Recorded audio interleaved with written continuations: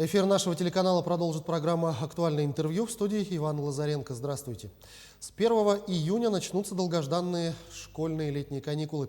Практически в каждом муниципальном образовании за городом, где-то прямо при школах, откроются детские летние лагеря. На что должны обратить внимание организаторы детского лагеря? Кто должен осуществлять контроль за качеством организации летнего детского отдыха? Об этом мы не только поговорим с гостьей нашей программы Натальей Борисовой, заместителем руководителя управления Роспотребнадзора по Республике Саха-Якутия.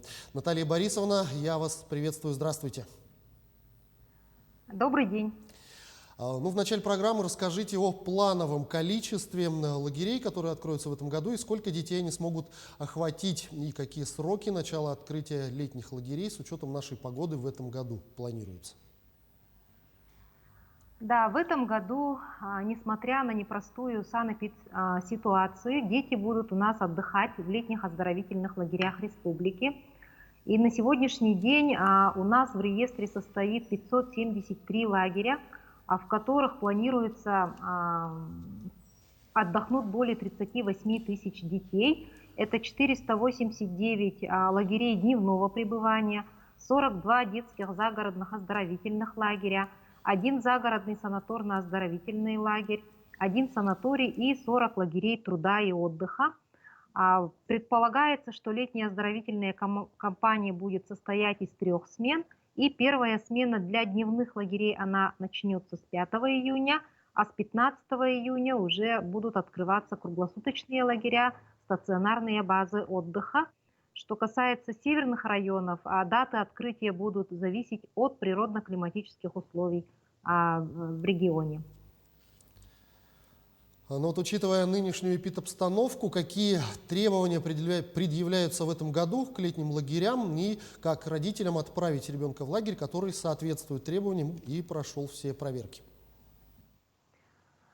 Перед открытием каждое летнее оздоровительное учреждение, каждый лагерь по всей Российской Федерации, он должен оформить санитарно-эпидемиологическое заключение, которые свидетельствуют о том, что лагерь полностью соответствует требованиям санитарных правил и норм. При оформлении санэпидзаключения такого проводится нашими специалистами выездное обследование, анализ документации по организации питания, медицинское обслуживание, материально-техническая база и все лабораторные исследования воды и микроклимата в этом лагере. Да?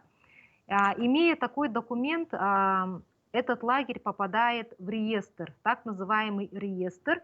Этот реестр, он размещается в нашей республике на сайте sahaotdakhdetей.rf. И, уважаемые родители, перед тем, как отправить вашего ребенка в летний лагерь, или на территории Республики Саха-Якутия, или на территории Российской Федерации, вы должны удостовериться, есть ли лагерь в этом всероссийском реестре лагерей, и получил ли этот лагерь санитарно-эпидемиологическое заключение. Это очень важно. Но с учетом нынешней ситуации, в каком формате нынче летом будут работать лагеря? Это будет полноценный детский отдых непрерывного цикла, или это будут лагеря дневного пребывания, или в каких-то, может быть, отдельных случаях это будут лагеря с системой онлайн? На сегодняшний день у нас ситуация по новой коронавирусной инфекции, она нестабильная, напряженная ситуация. И с учетом этого оперативные штабы районов по нашим предложениям принимают решения по 7 районам на сегодняшний день. Это Амгинский, Вилюйский, Горный, Мегино-Кангаласский, Сунтарский, Хангаласский, Чурапчинский районы, а также город Якутский, городской округ Жатай. В этих территориях первая смена по дневным лагерям, она перемещается под формат онлайн, но при этом это будет называться летняя дистанционная занятость по дополнительному образованию. Стационарные лагеря в этих районах откроются, только они будут работать в закрытом режиме, то есть с проживанием персонала в самом лагере. И перед тем, как туда будут заезжать и работники, и дети, будет организовано ПЦР-обследование для работников. И в течение всей смены эти работники не должны будут выходить за пределы лагеря. То есть в течение 21 дня, в течение всей оздоровительной смены ни дети не выходят, ни персонал. И они будут вот в таком в закрытом режиме работать и оздоравливать детей. А какие медицинские документы нужно собрать родителям на ребенка для направления в лагеря, в том числе в знаменитые всероссийские лагеря «Артек», «Океан», «Орленок» и многие другие?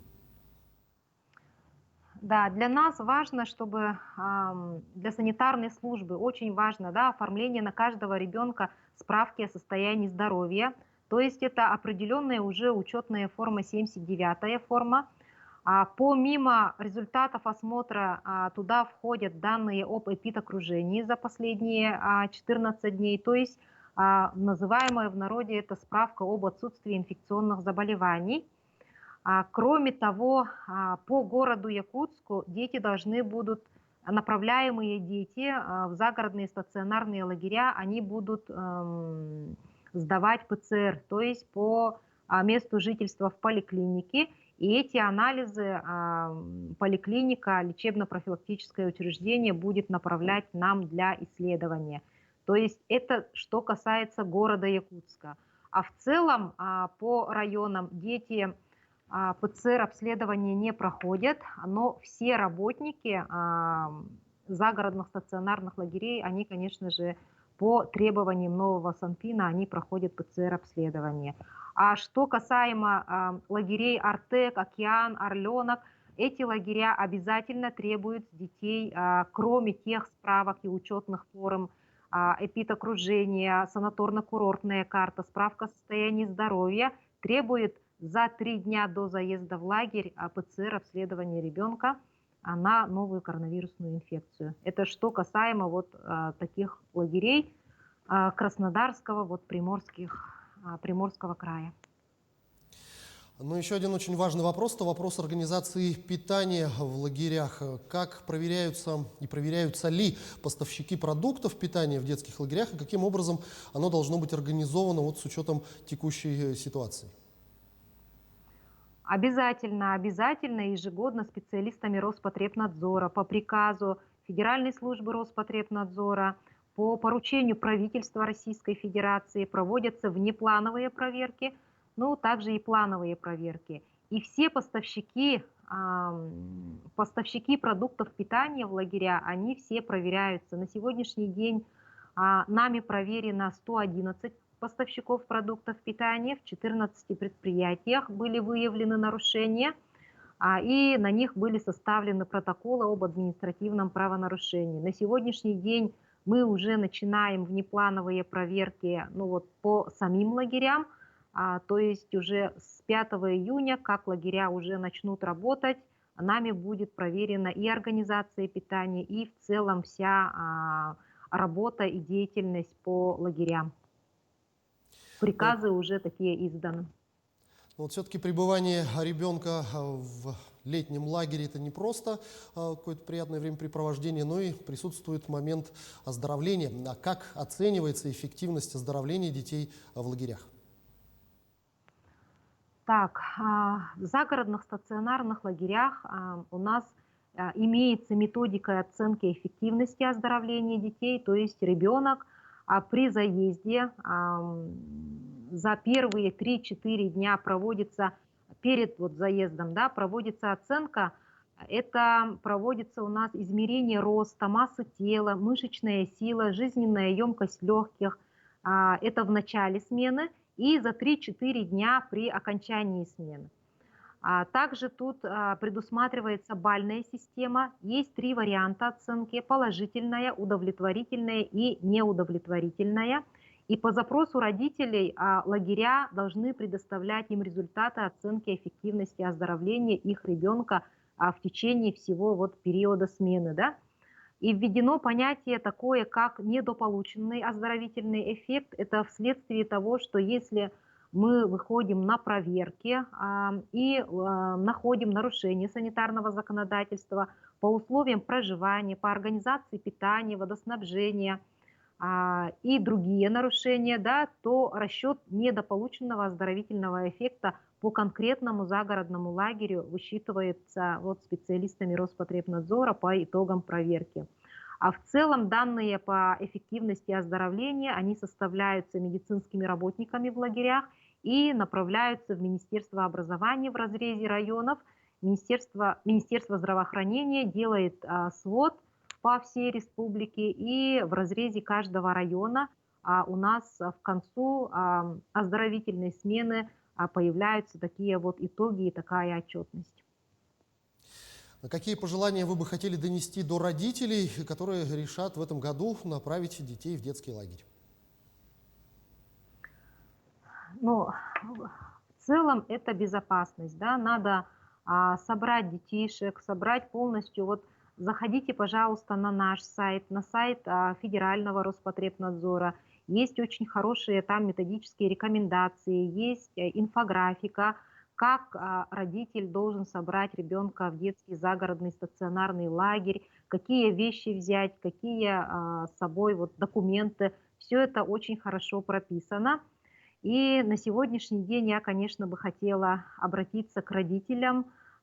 Если на сегодняшний день дети у нас до 18 лет не подлежат вакцинации от новой коронавирусной инфекции, то чтобы уберечь наших детей, окружение, то есть семья, родители, взрослые, они должны быть привиты от новой коронавирусной инфекции.